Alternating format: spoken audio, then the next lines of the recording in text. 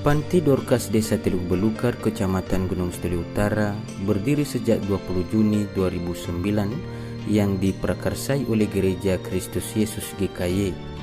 Panti ini sebelumnya bergerak di bidang sosial untuk anak-anak korban bencana alam yang terjadi tahun 2005 silam.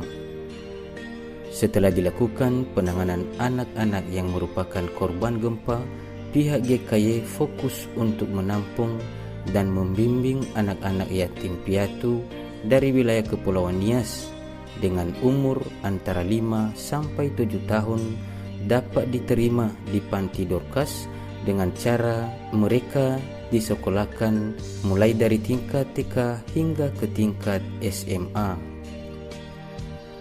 Pongki Satria Jaya, penanggung jawab Panti Asuhan Dorcas, mengatakan bahwa anak-anak yatim piatu dibimbing selama 12-13 tahun sesuai perjanjian dengan pihak keluarga dengan GKY disertai dengan rekomendasi dari pemerintah desa dan pendeta. Panti ini dibilang anak, Pak.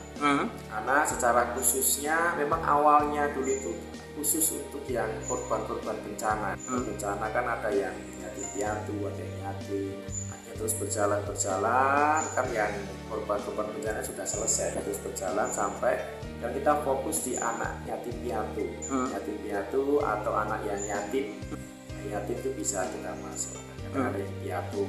Saat ini anak asuh kami ada 19. Ada yang yatim, ada juga yang karena kasus khusus orang tuanya buta kan, jadi kan kurang bisa mengasuh anaknya. Ada juga tidak ada yang tapi prioritas utama itu yatim atau piatu. Setelah jangka waktu tersebut, maka pihak dari Panti Asuhan Dorcas akan mengembalikan anak-anak tersebut ke keluarganya. Dan sebagai solusi agar anak-anak tersebut tidak putus sekolah atau menganggur, mereka dibekali dengan ilmu pengetahuan melalui bimbingan belajar online dengan materi pelajaran bahasa Inggris, fisika, matematika, dan ilmu pengetahuan alam, serta menyediakan ruang perpustakaan, belajar komputer, dan ruang olahraga di Panti Dorcas Teluk Belukar. Anak-anak yang sudah tamat tingkat SMA, SMK melalui bimbingan Panti Dorcas Desa Teluk Belukar mencapai puluhan orang dan sebagian besar melanjutkan pendidikannya ke perguruan tinggi melalui jalur beasiswa seperti di UPH, Universitas Padang, Jogja, dan juga di IKIP Gunung Sitoli. Sementara anak-anak yang masih berada di Panti Dorcas Desa Teluk Belukar sebanyak 19 orang yang terdiri dari 2 orang di SMK BNKP, 1 orang di TK Bimbel Sowu, 3 orang tingkat SD, dan 13 orang di SMA Lentera Harapan. Kita rekrut anak itu mulai dari kecil, yang usia 5 sampai 6 tahun, 7 tahun maksimal 7 tahun.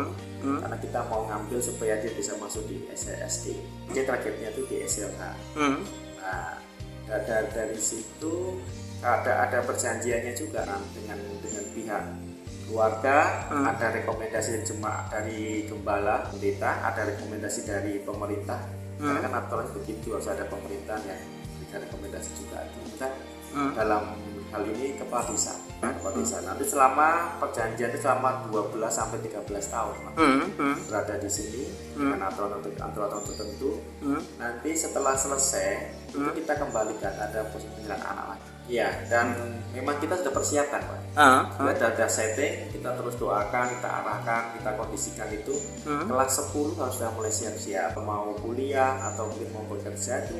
Yang penting persiapan dulu, kelas 10, 11, 12 kan penting diambil ini yang di beasiswa UP, mau yang ke UPH, mau ke yang transformation karena di Malang. Nah itu semuanya pasti harus persiapan di bagian nilai. Dan kita langkah konkret kita adalah kita bimbel mereka, bimbel bahasa Inggris, bimbel matematika, IPA, itu ada. Kebutuhan anak-anak ini sebagian besar dari persembahan Gereja Kristus Yesus GKY Puri Indah dan juga dari orang tua asuh setiap anak. Panti Dorcas Desa Teluk Belukar ini memiliki 12 karyawan, 6 orang pengasuh, 2 orang bagian dapur, 3 satpam dan 1 orang sopir untuk antar jemput anak sekolah. Dan saat ini juga masih membuka kesempatan kepada anak yatim piatu dengan umur 5-7 tahun untuk dibimbing melalui program Panti Dorcas, sehingga anak tersebut dapat mengejar pendidikan yang setara dengan anak-anak lainnya di Kepulauan Nias.